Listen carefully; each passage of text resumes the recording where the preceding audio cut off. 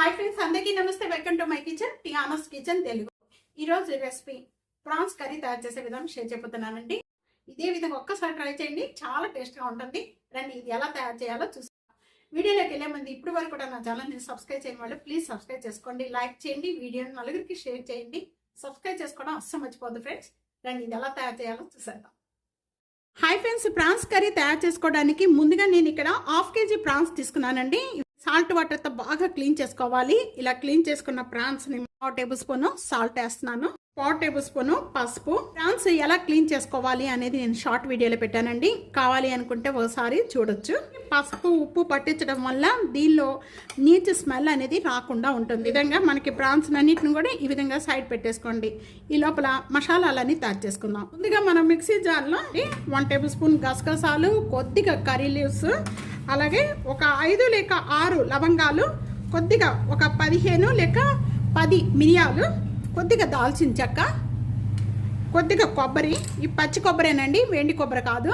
ఇవన్నీ కూడా కలిపేసేసి మిక్సీ జార్లో వేసుకొని కొద్దిగా మెత్తగా చేసుకున్న తర్వాత అప్పుడు వాటర్ యాడ్ చేసేసుకొని పేస్ట్గా చేసి సైడ్ పెట్టేసుకోండి. ఆనియన్స్ మీడియం సైజ్ ఆనియన్స్ కరెక్ట్గా సరిపోతాయండి. ఎక్కువగా ఆనియన్స్ తీసుకున్నా కూడా ప్రాన్స్లో తీపి వచ్చేస్తుంది. ఆనియన్స్ ఎక్కువగా వేసుకోకూడదు.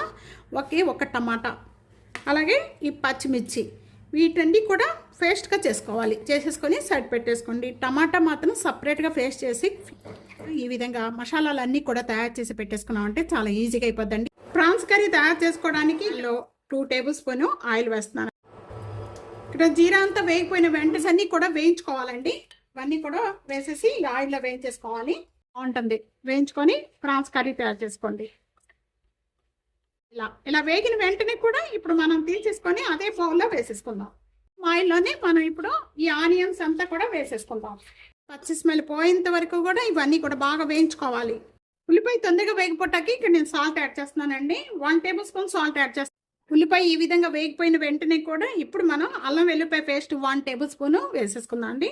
ఇది కూడా పచ్చి స్మెల్ పోయేంత వరకు కూడా వీటితో పాటు బాగా వేయించుకోవాలి.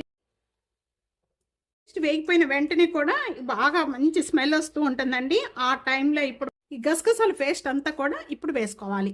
పేస్ట్ కూడా బాగా వేయించుకోవాలండి. ఈ కొద్దిగా దీంట్లో వాటర్ పోసేసి వేసేసుకుందాం.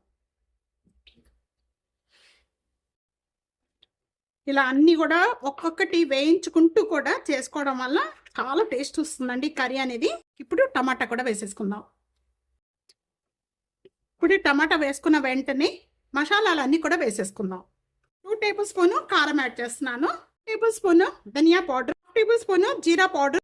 ఈ మసాలాలన్నీ కూడా వేసిన వెంటనే కూడా ఇప్పుడు ఒకసారి బాగా కలుపుకుందాము. కొద్దిగా వాటర్ పోసుకుంటే మనకి మసాలాలన్నీ కూడా బాగా కలుస్తాయండి. మసాలాలన్నీ కూడా ఈ విధంగా కలిపేసేసుకొని బాగా మగ్గించేసుకుందాం. మూత పెట్టేసేసుకొని ఇప్పుడు ఇవన్నీ కూడా లో ఫ్లేమ్లో పెట్టేసేసి మగ్గించేసుకోండి. ఇలా కలిపిన వెంటనే కూడా ఇప్పుడు మూత పెట్టేసుకుందాం. మసాలాలన్నీ కూడా బాగా వేగి చక్కగా మంచి టేస్ట్ వస్తుందండి కర్రీ. 2 మినిట్స్ అయిపోయిన వెంటనే ఇప్పుడు ఓపెన్ చేద్దాం. కలర్ చేంజ్ అయిపోయిందండి. ఈ విధంగా కలర్ చేంజ్ అయిపోయి ఆయిల్ కూడా సపరేట్గా అయిపోయిన వెంటనే కూడా ఇప్పుడు మనం ముందుగా వేయించుకున్న ఈ ప్రాన్స్ అన్నీ కూడా దీంట్లో వేసేసుకోవాలి. అదంతా కూడా ఈ ప్రాన్స్కి బాగా పట్టించాలి. వేయించుకున్న వెంటనే కూడా ఇప్పుడు 1 గ్లాస్ వాటర్ యాడ్ చేసుకున్నాం. 1 గ్లాస్ వాటర్ పోసేస్తున్నాను. ఇప్పుడు మీడియం ఫ్లేమ్లో పెట్టేసేసుకొని మూత పెట్టేసేసుకొని గ్రేవీ చిక్కపడేంత వరకు కూడా మగ్గించేసుకుందాం. ఇప్పుడు ఓపెన్ చేద్దాం. చూస్తున్నారు కదా, గ్రేవీ అంతా పైనంతా కూడా ఆయిల్ అనేది సపరేట్ అయిపోయింది. ఈ విధంగా సపరేట్ అయిపోయిన వెంటనే దించే ముందు ఒక 1 table spoon garam masala powder add చేస్తున్నాను. కొద్దిగా కొత్తిమీర, చిన్న చిన్న పీసెస్ కట్ చేసిన కొత్తిమీర. చూస్తున్నారు కదా, గ్రేవీ మనకి ఇలా ఉండాలండి. మొత్తం కర్రీ అంతా కూడా రెడీ అయిపోయింది.